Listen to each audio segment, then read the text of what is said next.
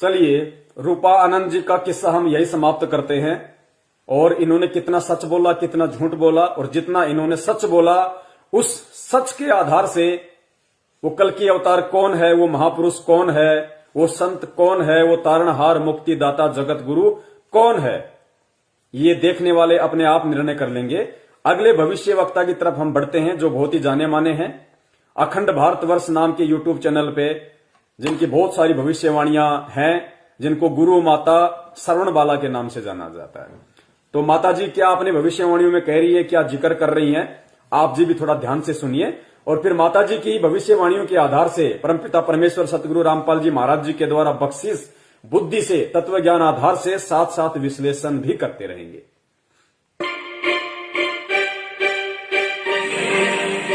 और एक ऐसा ही कोई संत अवतारी जो किसी हिमालय की गुफा में कहीं बैठा हुआ तपस्या कर रहा है, वो व्यक्ति अवतारित होगा।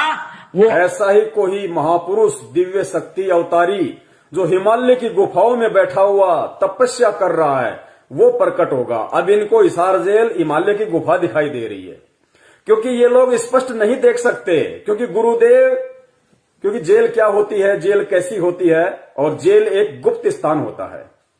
तो ये भविष्य वक्ता स्पष्ट नहीं देख सकते। दास ने पहले भी कहा था, ये केवल आइडिया लगाते हैं, भविष्यवाणियों के अकॉर्डिंग आइडिया लगाते हैं, क्योंकि इन्होंने साधु संतों की परिभाषा ही कुछ अलग समझ रखी है। क्योंकि हम लोगों ने बचपन से पढ़ा री से ऋषि, री से ऋषि। अब जो ऋषि की जो फोटो हमारी पुस्तकों में बचपन से हमने देखी, वो दाढ़ी, मुंह, जटा, भगवा वस्त्र, गले में कंठी माला, तो हमारी जो साधु संतों के प्रति हमारी जो धारणा है, वो सोच है, वो सेम टू सेम वैसी ही बन गई कि अगर कोई संत होगा, महात्मा होगा, कोई साधु होगा, तो वो ऐसा ही होगा, जिसके बाल होंगे, जटा होंगे, वो तपस्या करता होगा। तो उस आधार से ये इनकी अपनी सोच है कि वो हिमालय की गुफा में बैठ के तपस्या कर रहा होगा, जो अब प्रकट होगा। लेकिन ये तो आप और हमें पता है कि हिमालय की गुफा हिसार जेल नंबर 2 है, जिसको ये हिमालय की गुफा कह रही है। सुनिए।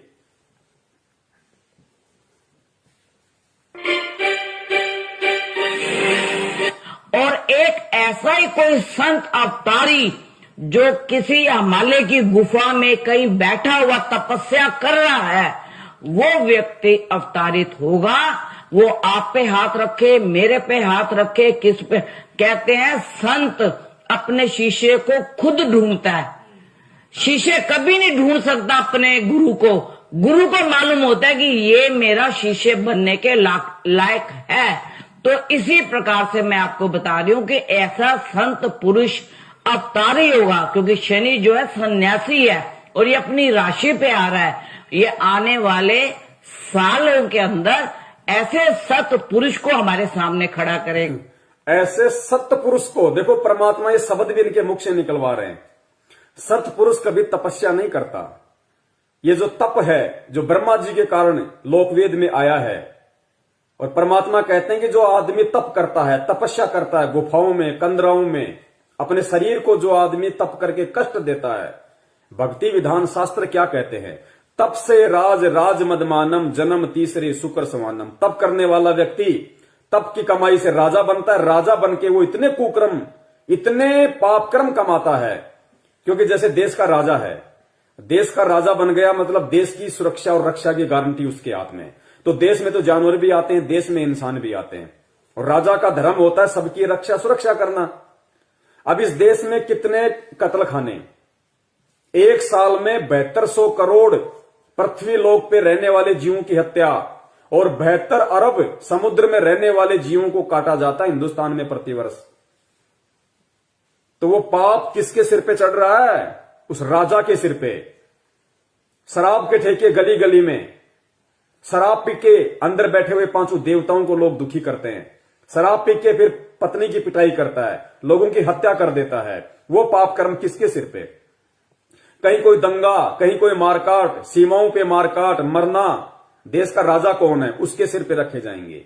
तो कहते हैं तब से राज राज मदमानम, राजा पद प्राप्त करके फिर मद में मस्त हो जाता है, अच्छे बुरे का वो निर्णय नहीं कर पाता। और जन्म तीसरे शुक्र समानम, फिर राजा का तीसरा जन्म गधे और सुअर का होता है, और फिर उसकी खोपड़ी में कीड़े पड़ते हैं। जितने उसने जानवर कटवाए, जितनी हत्याएं उसने करवाई, जितने दंगे उसके काल में हुए, जितने लोग उसके शासनकाल में मरे, उसकी गलत नीतियों से दुखी होके, तो राजा की तो वो दुर्दशा होती है तप करने वाले की। तो हिमालय की गुफा में बैठ के तप करने वाला सत्य पुरुष नहीं हो सकता, वो काल पुरुष होता है, सत्य पुरुष नहीं होता। और सत्य पुरुष कभी भी सत्य की सत्ता कायम नहीं कर सकता, कभी भी वो जगत गुरु नहीं बन सकता, कभी भी वो देश दुनिया का संचालन नहीं कर सकता। क्योंकि शनि जो है सन्यासी है और ये अपनी राशि पे आ रहा है। ये आने वाले सालों के अंदर ऐसे सत्य पुरुष को हमारे सामने खड़ा करेगा जो कि किसी पे हाथ रखेगा उसको पता लगेगा कि ये व्यक्ति देश का उद्धार कर सकता है। उसमें वो चाहे कोई भी व्यक्ति हो, मैं ये नहीं कह सकती कि आप नहीं हो सकते, आप भी हो सकते हो, मैं भी हो सकता। पुण्यात्माओं, अपने विश्वास को दृढ़ करने के लिए जो आप परमपिता परमेश्वर कल के अवतार सतगुरु रामपाल जी महाराज जी के संपर्क में शरण में हैं, आपको दृढ़ विश्वास हो जाना चाहिए। इन भविष्यवाणी के अनुसार इन्होंने कोई गरीबदास जी महाराज जी की कोई ये ग्रंथ पढ़ के भविष्यवाणी नहीं की। इन लोगों ने संत रामपाल जी महाराज जी के सत्संग सुन के भविष्यवाणी नहीं की। इन्होंने अपनी सोच आधार से, अपनी भक्ति कमाई से देखा है और दूसरे भविष्य वक्ताओं की भविष्यवाणियों के आधार से शब्द बोल रही हैं।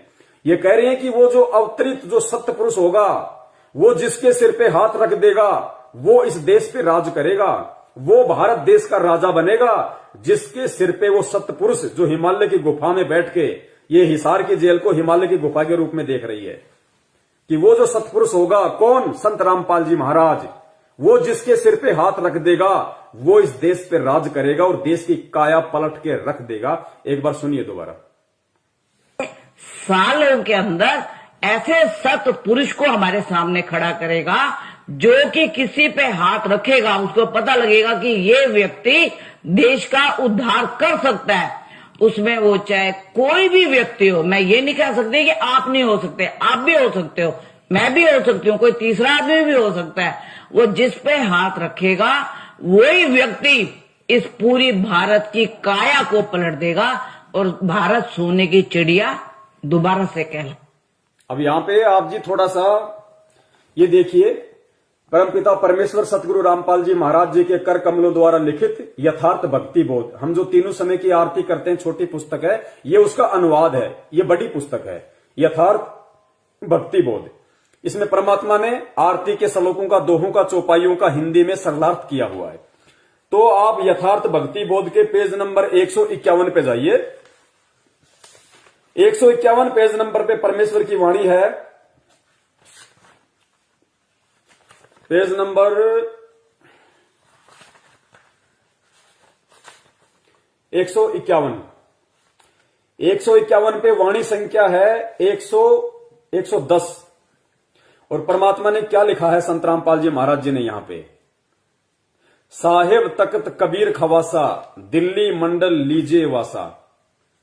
कि साहेब तख्त कबीर खवासा, अपने आप को भगवान ना कह के परम पूज्य सतगुरु रामपाल जी महाराज जी ने उस साहेब के तख्त का खवास, सतलोक में जो साहेब बैठे हैं कबीर जी, उस तख्त का जो नौकर होगा वो दिल्ली मंडल में आएगा, यहां पे प्रकट होगा कि साहेब तख्त कबीर खवासा दिल्ली मंडल लीजे वासा। तो जो रोहतक है, सोनीपत है, ये सब दिल्ली मंडल के अंदर आते हैं। तो परमेश्वर दिल्ली मंडल में आए, गांव दनाना जिला सोनीपत में। साहेब तख्त कबीर खवासा दिल्ली मंडल लीजे वासा, आए खुद कबीर परमेश्वर है, लेकिन गुरुदेव अपने आप को छुपाते हुए कह रहे हैं। फिर आगे कहा सतगुरु दिल्ली मंडल आईसी। सतगुरु कौन? सतगुरु की भूमिका तो कबीर परमेश्वर निभाता है। तो यहां फिर इन्होंने स्पष्ट कर दिया कि सतगुरु दिल्ली मंडल आईसी, सतगुरु दिल्ली मंडल में, दिल्ली क्षेत्र में आएंगे। तो वो हरियाणा तो अब बना है, उससे पहले वो दिल्ली मंडल था, हरियाणा पूरा। सूती धरनी सूम जमाईसी, जो धरती सूती धरनी सूम जमाईसी का यहां पे परमात्मा ने अर्थ लिखा है कि इस पृथ्वी पे जो कंजूस हो चुके हैं उनको परमात्मा ज्ञान देके जगाएगा, उनसे दान करवाएगा। फिर आगे लिखा है काग भूषण छत्तर के आगे गंधर्व करत चलत है रागव, यानी काग भूषण की जो आत्मा होगी वो उस समय दिल्ली क्षेत्र में जन्म लेगी और परमात्मा के वो विशेष निकट रहेगी। गंधर्व करत चलत है रागे, और जो यक्ष किन्नर गंधर्व जो अच्छी आत्माएं वो भी परमात्मा की महिमाओं का गुणगान करेंगे, जैसे आप और हम सभी सत्सेवक भाई बहन कर रहे हैं। और अब इसके पेज नंबर 154 पे आइए। पेज नंबर 154 पे देखिए, परमात्मा ने वाणी संख्या 123 पढ़िए। दिल्ली के तकत छत्र फेर भी फिराई सी, खेलत गुप्तार सैन भंजन से फोकट फैन। आगे देखिए, मैयल राजवाला पुरुष सतगुरु दिखलाई सी। मैयल राजवाला पुरुष सतगुरु दिखलाई सी, यानी जो पुरुष होगा, पुरुष कौन? कबीर परमेश्वर, जो सतगुरु रूप में होगा, पुरुष सतगुरु दिखलाई सी। किसको दिखलाई सी? मैयल राजवाला। मैयल राजवाला का मतलब जो राजकाज करने में परिपूर्ण होगा, जिसको राजकाज का ज्ञान होगा, जो भारत देश पे राज करेगा, उस राजा का राज तिलक कौन करेगा? पुरुष सतगुरु दिखलाई सी, जो दिल्ली मंडल में आएगा। सतगुरु रामपाल जी महाराज जी होंगे, जो भारत देश का प्रधानमंत्री बनने के लायक होगा, उस पुरुष का राज तिलक सतगुरु रामपाल जी महाराज जी करेंगे। वो बताएंगे कि ये व्यक्ति देश का शासन करने के लायक है। और नरेंद्र मोदी इस भारत देश के अंतिम प्रधानमंत्री हैं। उनके बाद में बहुत जल्दी परम पूज्य सतगुरु रामपाल जी महाराज जी उस व्यक्ति का राज तिलक करेंगे, जो व्यक्ति देश की बागडोर को संभालने में सक्षम होगा।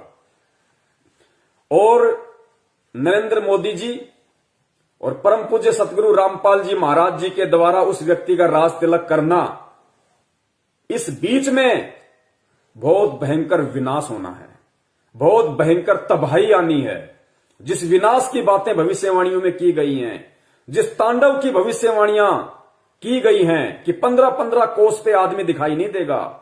आज जो 15-15 मंजिलें जो लोग रह रहे हैं, बिल्डिंगें बना रखी हैं, कोई रहने वाला नहीं मिलेगा।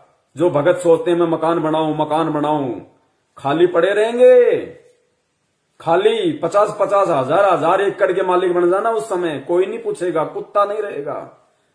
वो प्लाट खाली पड़े रहेंगे, वो मकान खाली पड़े रहेंगे, खूब रहना फिर उन 10-10 मंजिलों में।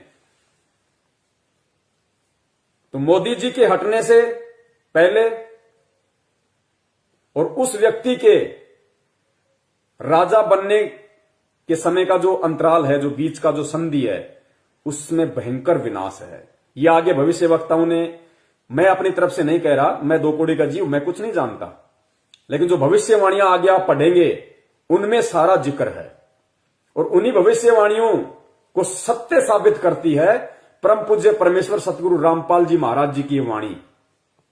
खुद ये गुरु माता शरणबाला कह रही है कि वो जो सत्य पुरुष होगा, वो किसी ऐसे व्यक्ति को नियुक्त करेगा जो भारत देश की काया पलट कर देगा, जो भारत देश के राजकाज को संभालेगा। और यहां परमेश्वर 250 साल पहले अपनी वाणी में लिख गए थे आदरणीय गरीबदास जी महाराज जी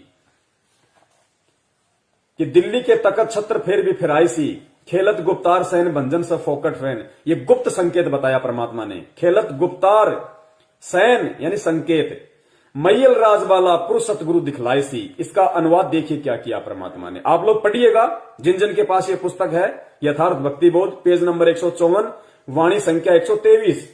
सरलार्थ कहते हैं, भारतवर्ष की राजधानी दिल्ली के तकत अर्थात गद्दी सिंहासन पर बैठेगा, उसके सिर पर पुराने राजा महाराजाओं की तरह छत्र फिरेगा, अर्थात छत्र से शोभा की जाएगी। मैयल माहिर अर्थात राजकाज में निपुण, राजवाला अर्थात राजा बनने वाले पुरुष को सतगुरु दिखलाएगा। परम पूज्य सतगुरु रामपाल जी महाराज जी दिखाएंगे कि कौन व्यक्ति भारत का शासक बनने के लायक है। ये गुप्त खेल संकेत से कहा है, ये संकेत कहा परमात्मा ने। उस सतगुरु के प्रकट होने के पश्चात, देखो ये प्रकट शब्द लिखा है यहां पे, जन्म नहीं जो लोग जन्म दिवस मनाते हैं। उस सतगुरु के प्रकट होने के पश्चात, सतगुरु कौन है पृथ्वी पे? संत रामपाल जी महाराज। सब फोकट अर्थात व्यर्थ फैन आदि महिमा किसी अन्य की बताई वह भंजन यानी समाप्त हो जाएगी। जो लोग कह रहे हैं कि नरेंद्र मोदी देश को विश्व गुरु बनाएगा, जगत गुरु बनाएगा, गुरु जी कह रहे हैं महिमा किसी और की, ये सब फोकट की बातें सब धरी की धरी रह जाएंगी जब वो सतगुरु प्रकट होगा। आगे चलते हैं भविष्यवाणी पे। सकता है वो जिस पे हाथ रखेगा वही व्यक्ति इस पूरी भारत की काया को पलट देगा और भारत सोने की चिड़िया दोबारा से कहलाएगा। आगे दूसरी भविष्यवाणी में गुरु माता जी क्या कह रही हैं वो भी सुनिए। इसी में एक विरोधाभास ये भी हो रहा है कि हमारे पास कल्कि अवतार को लेकर के बहुत सारे दर्शकों के फोन आते हैं। महाराष्ट्र से फोन आए, मतलब पूरे देश से फोन आ रहे हैं और वो स्वयं को कल्कि अवतार बता रहे हैं। तो इस तरह की चीजों से भी दर्शक बहुत ही भ्रमित हो रहे हैं। आपको क्या लगता है कि जो कल्कि अवतार होगा वो फोन करके बोलेगा कि मैं कल्कि बोल रहा हूं? आगे गुरु माता जी से एक व्यक्ति सवाल कर रहा है कि हमारे पास में जब हम YouTube चैनलों पे आप लोगों की भविष्यवाणियां डालते हैं तो हमारे पास में पूरे देश भर से फोन आते हैं और वो लोग पूछते हैं कि भाई कल्कि अवतार कौन होगा।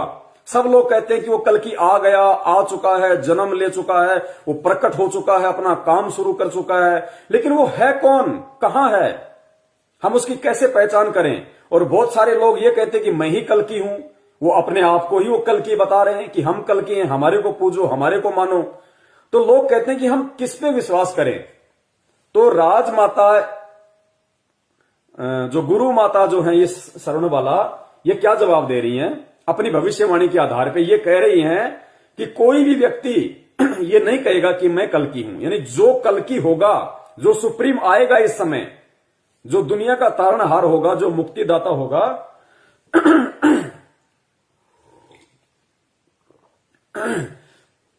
वो खुद नहीं कहेगा कि मैं कल्कि हूं, मैं जगत का तारणहार हूं, मैं सुप्रीम हूं। तो फिर कौन कहेगा? तो गुरु माता कह रही हैं कि उसके जो समर्थक होंगे, उसके जो फॉलोवर्स होंगे, वो उनको कल्कि साबित करेंगे, वो उनको सुप्रीम साबित करेंगे। वो खुद नहीं कहेंगे कि मैं कल्कि हूं, लेकिन उनके फॉलोवर्स, उनकी टीम, उनके अनुयायी वो ये साबित करेंगे, वो ये देश दुनिया को बताएंगे कि कल्कि कौन है, सुप्रीम कौन है। ध्यान से सुनिए एक बार।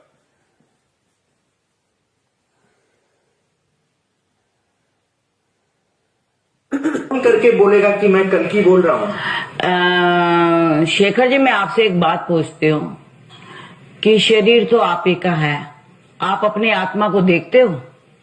आप बोल सकते हो कि मेरी आत्मा यहाँ चमक रही है या मेरा दिल ये धड़क रहा है, ये मेरा दिल है? आप नहीं बोल सकते ना। तो एक इंसान कैसे अपने आप को कल्कि कह देगा? कैसे उसको पहचान है कि मैं कल्कि हूं? संतों को लोग पूजती है, ना कि संत अपने आप को। जो अपने आप को पुजवाता वो संत कभी नहीं है। आप ये देखिए, एक डॉक्टर है, हार्ट का स्पेशलिस्ट है, ठीक है, उसको कैसे पता लगता है कि ये हार्ट का स्पेशलिस्ट है? उसने एक ऑपरेशन किया, 2 किए, 3 किए, 4 किए, 10 किए, तो लोगों में उसकी चर्चा हुई। देवरा बाबा को कौन जानता था? कोई नहीं जानता था। और कल्कि को क्या पता कि मैं कल्कि हूं? किसको पता? हिरणी को पता था कि मेरे अंदर कस्तूरी है, वो बाहर घूमती है, बाहर घूम घूम के खुशबू को ढूंढती है। उसको यही नहीं पता होता कि मेरे अंदर ही तो खुशबू है, कस्तूरी तो मेरे अंदर ही है। जिस दिन इंसान को ये पता लग जाता ना कि मैं मतलब कुछ हूं, या मैं अपनी आत्मा और परमात्मा को जान गया, तो उसका दुनिया से मोह खत्म हो जाता है। तो जो ऐसा कल्कि पुरुष होगा ना, आएंगे तो कल्कि महाराज आएंगे और उन्होंने इस दुनिया को बदलना है। एक कल्कि महाराज मैंने वहां भी सुना था, संभल में अपने आप को कल्कि महाराज जी कहते हैं। उनका नाम भी मैं नाम भूल रही हूं उनका। वो अपने आप को कल्कि महाराज जी कहते हैं कि मैं कल्कि इसमें रुका हूं, यहीं पे इसी मंदिर में कल्कि महाराज जी आएंगे, ये मंदिर उन्हीं के लिए है। तो इसकी पहचान कोई नहीं कर सकता। आप अपने मतलब किसी भी अगर हम अपने पिछले संतों की या भविष्यवाणियों को देखें तो किसी को भी ये नहीं पता था। आप देखो, करोली बाबा को मालूम था कि मैं इतना बड़ा, नीम करोली बाबा को कि मैं इतना बड़ा संत हूं, मैं या इतना बड़ा महात्मा हूं, या मैं इतना। लोगों ने उनको बनाया, लोगों ने उनका दरबार सजाया, लोगों ने सजाया। आज भी लोग वहां पे जाते हैं नीम करोली सरकार के दरबार में, तो उनके आज भी एप्पल की कंपनी का नाम उन्होंने, वो जो एप्पल को एक सेब दिया और उसका आपने देखा उसका निशान, तो उनको लोगों ने नाम दिया, ना कि उन्होंने खुद अपने आप को भगवान माना। उन्होंने अपने आप को भगवान कभी नहीं कहा, लोगों ने उनको माना। और इसी प्रकार कलगी, और ठीक इसी प्रकार वो कल्कि भी, वो सुप्रीम पावर, वो तारणहार, वो मुक्तिदाता अपने आप को मुक्तिदाता नहीं कहेगा, अपने आप को तारणहार नहीं कहेगा, अपने आप को भगवान नहीं कहेगा, अपने आप को कबीर नहीं कहेगा। उसको कौन साबित करेंगे, कौन बताएंगे? उसी के दिए ज्ञान आधार से, उसी की पावर से उसके फॉलोवर्स, उसके सेवक। तो दो प्रकार के फॉलोवर्स हैं। एक तो सतलोक आश्रम मैनेजमेंट हरियाणा वाले, जो उनका जन्मदिन मना के और बोध दिवस मना के उनको अपनी ही कैटेगरी में खड़ा कर चुके हैं, अपने जैसा 2 कौड़ी का जीव मान चुके हैं। और दूसरे प्रकार के वो हैं जिनके विषय में भविष्यवाणियां हो रखी हैं कि एक टीम उनके साथ साथ काम में जुट गई है। तो किसने परमपिता परमेश्वर सतगुरु रामपाल जी महाराज जी का सन 2019 से, यानी 8 सितंबर 2019 से उनका प्रगट दिवस मनाना शुरू किया? केवल सत्सेवकों ने। किन्होंने उनका बोध दिवस नहीं मनाया? क्योंकि बोध दिवस उनका मनाया जाता है जिनको कोई ज्ञान करवाता है, जबकि वो सुप्रीम, वो कल्कि, वो तारणहार, वो जगत गुरु जो पूरी दुनिया को ज्ञान कराता है, उसको कौन ज्ञान करा देगा? तो बोध दिवस अगर किसी ने नहीं मनाया तो वो भी सत्सेवक हैं। तो यहां जो बातें हो रही हैं गुरु माता श्रवणबाला के अनुसार कि उनके जो अनुयायी होंगे, जो फॉलोवर्स होंगे, वही उनको परमेश्वर का नाम देंगे, वही उनको भगवान साबित करेंगे, वही उनको भगवान बताएंगे, वही उनको पूजेंगे और दुनिया से पुजवाएंगे। तो ये परमपिता परमेश्वर सतगुरु रामपाल जी महाराज जी की आप और हम सभी सत्सेवकों पे विशेष दया है। आप अपने आप को सामान्य आत्मा ना समझिए। आप इस 7.5 अरब खरब की जनसंख्या में से परमेश्वर के हीरे मोती लाल हैं, जिनके विषय में परमात्मा बताते हैं कि गोता मारू सुर्ग में जा बैठूं पाताल, गरीब दास में ढूंढता फिरूं अपने हीरे मोती लाल। आप सत्सेवक हैं, वो हीरे मोती लाल। उन्होंने खुद अपने आप को भगवान माना। उन्होंने अपने आप को भगवान कभी नहीं कहा, लोगों ने उनको माना। और इसी प्रकार कलगी महाराज जी भी आएंगे और वो ये नहीं बोलेंगे ना कलगी महाराज, उनको लोग बोलेंगे। लोग क्यों बोलेंगे? जब उनके काम देखेंगे, उनके नाम को देखेंगे, उनकी भविष्यवाणी को देखेंगे। और ऐसे व्यक्ति को ना भूख लगती है, ना प्यास लगती है, ना नींद आती है, ना थकावट होती है। तो जो संत होते हैं, जो हमारी आत्मा होती है, हम लोग जाते हैं सो, लेकिन दिल फिर भी धड़कता है, आत्मा फिर भी जागती है। तो इसी प्रकार से जो संत पुरुष हमारा आएगा, उसको कोई नहीं पहचानता होगा। वो जिस पे हाथ रखेगा उसके अंदर से जागृता आएगी और वही कलगी महाराज जी कहलाएगा। वो खुद अपने आप को कलगी महाराज जी कभी नहीं कहलाएंगे। नमस्कार दोस्तों, फोटोज पुण्यात्माओं, ये भविष्यवाणियां पढ़ के, ये भविष्यवाणियां सुन के उन सभी जगत वाले भाई बहनों को जो अभी तक संत रामपाल जी महाराज जी के विषय में नहीं जानते, कम जानते हैं, उनको भी आंखें खोल लेनी चाहिए। यूट्यूब पे उनके सत्संगों को सर्च करें और ज्ञान की गहराई में जाएं। परमपिता परमेश्वर से अरदास करें, प्रार्थना करें। यही एकमात्र परम शक्ति वर्तमान में पूरे ब्रह्मांड में, पूरी पृथ्वी पे है, जो आपका आत्म कल्याण कर सकती है, आपका उद्धार कर सकती है। आगे चलिए, एक दूसरी भविष्यवाणी आपको नास्त्रेदमस जी की भविष्यवाणी है। और नास्त्रेदमस की भविष्यवाणी को किसी यूट्यूब चैनल वाले ने अपने यूट्यूब चैनल पे डाली है। उन्होंने नास्त्रेदमस की भविष्यवाणी को किस तरीके से बताया है, उससे यह साबित होगा कि यह भविष्यवाणी किसके ऊपर फिट बैठ रही है। देखो, रूपा आनंद की सारी भविष्यवाणी केवल एकमात्र यदि किसी महापुरुष पे फिट बैठ रही है, संत रामपाल जी महाराज। गुरु माता श्रवणबाला, इनकी भविष्यवाणी किसी पे फिट बैठ रही है, संत रामपाल जी महाराज कि वो जो कल्कि महाराज होगा, वो जो सत्य पुरुष होगा, जो हिमालय की गुफा में बैठ के तपस्या कर रहा है, इनके अनुसार वो जिसके ऊपर हाथ रखेगा वो देश की काया पलट देगा। तो इस पुस्तक में परमेश्वर ने इस माता जी के जन्म से पहले ही लिख दिया, आदरणीय गरीबदास जी महाराज जी ने सन 1727 में, कि मैयल राजबाला पुरुष सतगुरु दिखलाई सी। और उसका अनुवाद भी कर दिया कि दिल्ली की गद्दी पे जो राजा बैठेगा, जो राजकाज करने में निपुण होगा, वो सतगुरु उसका रास्ते लग करेगा। संत रामपाल जी महाराज जी उसका रास्ते लग करेंगे। तो गुरु माता की भविष्यवाणी 101% गुरुदेव पे फिट बैठ रही है। इसके अलावा इस पृथ्वी पे ऐसा कोई संत महात्मा नहीं है जिसके ऊपर फिट बैठे। क्यों? क्योंकि हाथी के कपड़े तो हाथी पे ही फिट बैठेंगे, झोटे पे या गधे पे नहीं बैठेंगे। और बैठाने की कोई कोशिश करेगा तो अपना मजाक बनाएगा। आगे सुनिए इस भविष्यवाणी को, और इस भविष्यवाणी के अनुसार उस संत की क्या पहचान होगी वो भी देखिए, किसके ऊपर फिट बैठेगी। कहलाएंगे। नमस्कार दोस्तों, फोटोज थॉट डिकोडेड में आपका स्वागत है। कल की अवतार श्रृंखला में ये तीसरा वीडियो है और आज के वीडियो में हम नास्ट्राडामस के द्वारा की गई उन भविष्यवाणियों की चर्चा करेंगे जिसमें कि उन्होंने कुछ ऐसे संकेत दिए हैं कि जब भी मुक्तिदाता या शायरन सैलिन का प्रादुर्भाव होगा उस समय किस तरह की परिस्थिति। ये बहन अपने वीडियो में नास्ट्राडामस की भविष्यवाणी का जिक्र करते हुए कह रही है कि उस संत की पहचान करने के लिए हमारे पास क्या आधार, हम कैसे पहचाने। तो नास्ट्राडामस ने उस संत की पहचान का तरीका बताया है कि जब उस संत का प्रादुर्भाव होगा, उस कल्कि अवतार का प्रादुर्भाव का मतलब है जब उसके बुरे समय का दौर शुरू होगा, जब उसका समय बुरा होगा, उस समय क्या परिस्थितियां बनेंगी। और वो संत उस प्रादुर्भाव के समय में, उन विपरीत परिस्थितियों के समय में कहां होगा, किस स्थिति में होगा, ताकि हम उसकी पहचान कर सकें। ध्यान से सुनिए पुण्यात्माओं, इतना दृढ़ता और इतना विश्वास आप और हमारे को अपने पूज्य गुरुदेव जी पे हो जाना चाहिए। दुनिया में कोई दूसरा पुरुष है नहीं जो कि किसी की भी भविष्यवाणी उनके ऊपर फिट बैठ जाए, क्योंकि फिट उसी पे बैठेगी जो हाथी होगा।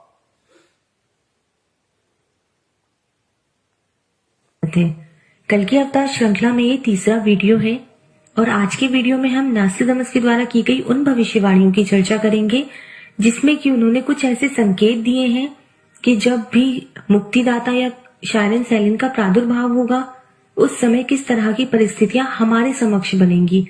ये सारी परिस्थितियां हमें दिखेंगी, हमें समझ में आएंगी, तो हम जान पाएंगे कि हाँ अब प्रादुर्भाव हुआ है या कौन। ध्यान से सुनना, इसके कहने का मतलब है नास्ट्राडामस के अनुसार कि जब उस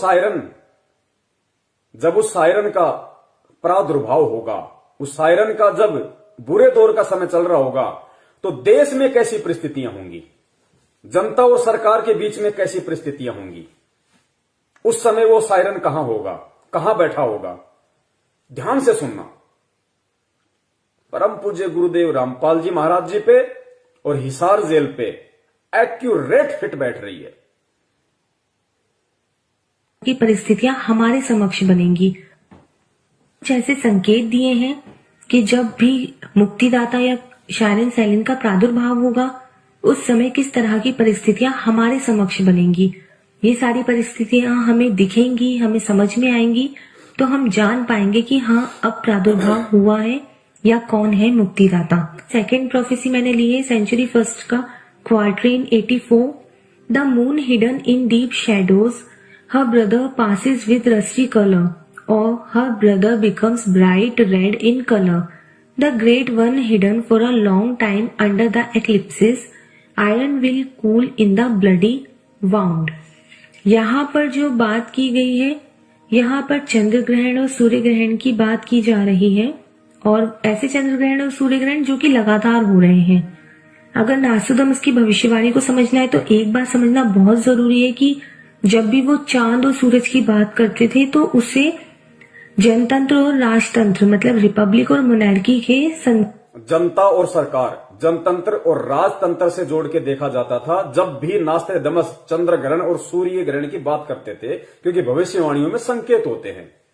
तो यहाँ पे जनतंत्र और राजतंत्र की बात होगी कि जब उस सायरन शैली का, उस हिंदू धार्मिक नेता का, उस मुक्तिदाता का बुरा समय चल रहा होगा, उस समय देश में कैसी परिस्थितियां बनेंगी और उसके साथ क्या होगा, वो कहां होगा, वो उसकी पहचान होगी। बहुत जरूरी है कि जब भी वो चांद और सूरज की बात करते थे तो उसे जनतंत्र और राजतंत्र मतलब रिपब्लिक और मोनार्की के संदर्भ में ही रखते थे। और जब भी वो चांद और सूरज की बात करते थे तो वो वहां पर पॉलिटिकल व्यू होता था उनका, वो हर चीज हिडन रखते थे, एक रहस्यमय तरीके से अपनी प्रोफेसी लिखते थे। तो यहाँ पर इन्होंने ये सीधा सीधा इसका यही अर्थ निकलता है कि जनतंत्र के ऊपर राजतंत्र हावी हो जाएगा बहुत खतरनाक तरीके से। तब जब उस मुक्तिदाता का बुरा समय अर्थात उसका प्रादुर्भाव चल रहा होगा, उस दौरान नास्त्रडमस के अनुसार जनतंत्र पे राजतंत्र हावी हो जाएगा बुरी तरीके से, प्रशासन जनता पे बुरी तरीके से हावी हो जाएगा और जगह जगह विद्रोह होंगे। आज आप देख लीजिएगा परिस्थितियां देश की क्या बन रही हैं। यहां मैं थोड़ा सा मुझे पॉलिटिकल होना पड़ेगा आप लोगों को समझाने के लिए। किसान आंदोलन कब से चल रहा है, अपनी मांगों को लेकर चल रहा है, किसान हितों की बात हो रही थी। किसान कह रहे हैं कि ये हमारा हित नहीं है, हमें ये तीनों काले कानून नहीं चाहिए, हमें नहीं चाहिए आपका हित।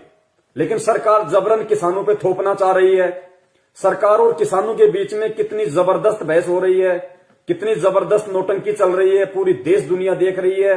किसान आंदोलन विश्वव्यापी आंदोलन हो चुका है, पूरे देश दुनिया की नजर किसान आंदोलन पे है। और मैं अपना भी थोड़ा सा व्यूज बता देता हूं कि बीजेपी सरकार किस तरीके से तानाशाही है, निरंकुश सरकार है, किस तरीके से अपनी मनमानियां जनता पे थोप रही है। ये परिस्थितियां बिगड़ेंगी, भयंकर बिगड़ेंगी।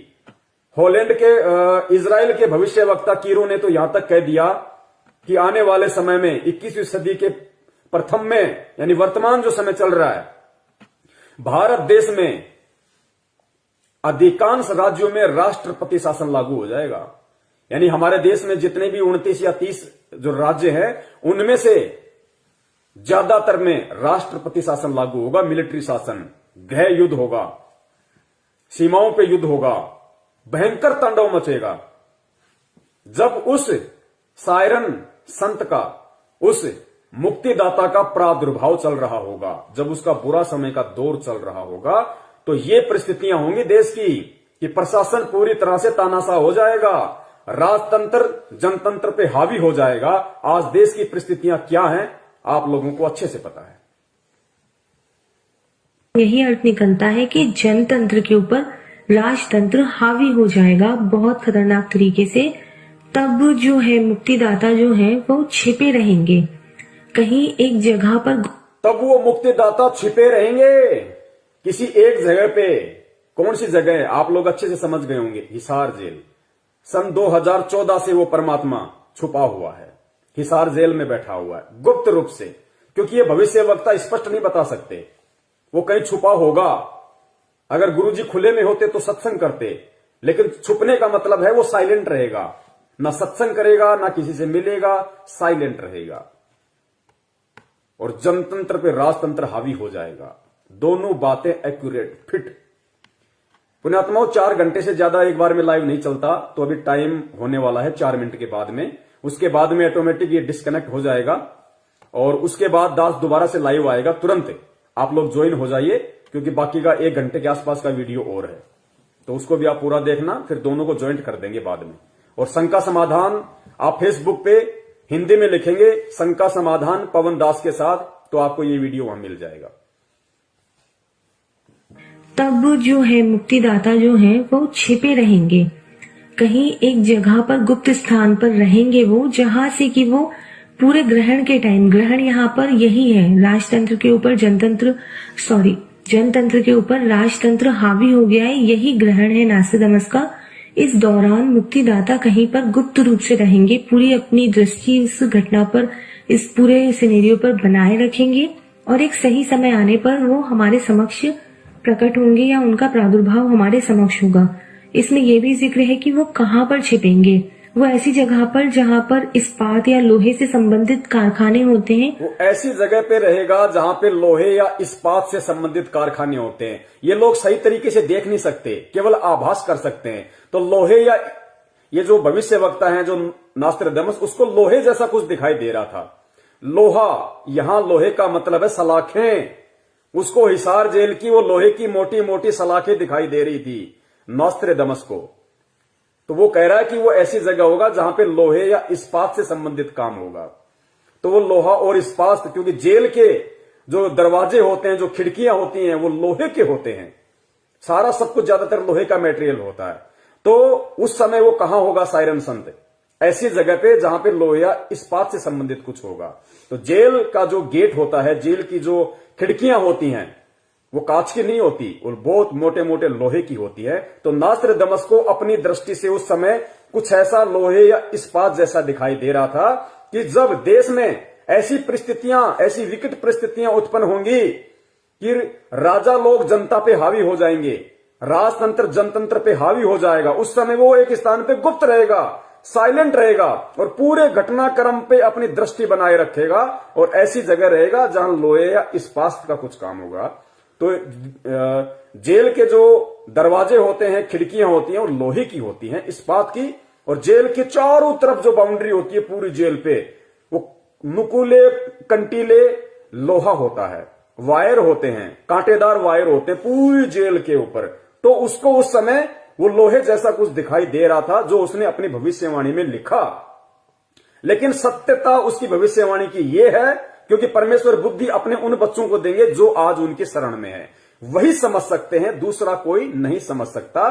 तो इस भविष्यवाणी के अनुसार भी, नास्त्रदमस की भविष्यवाणी के अनुसार अगर कोई फिट है, सत्य है, तो परम पूज्य सतगुरु रामपाल जी महाराज जी हैं।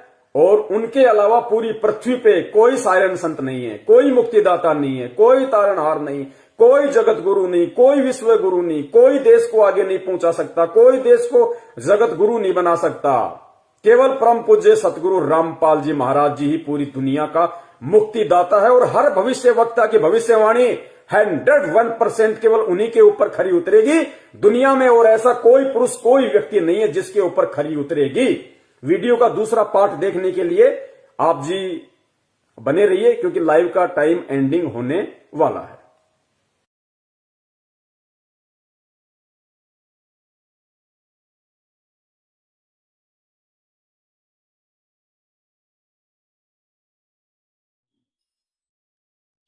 भाई सतगुरु तिलक अजप्पा माला युक्त जटा रखवावे।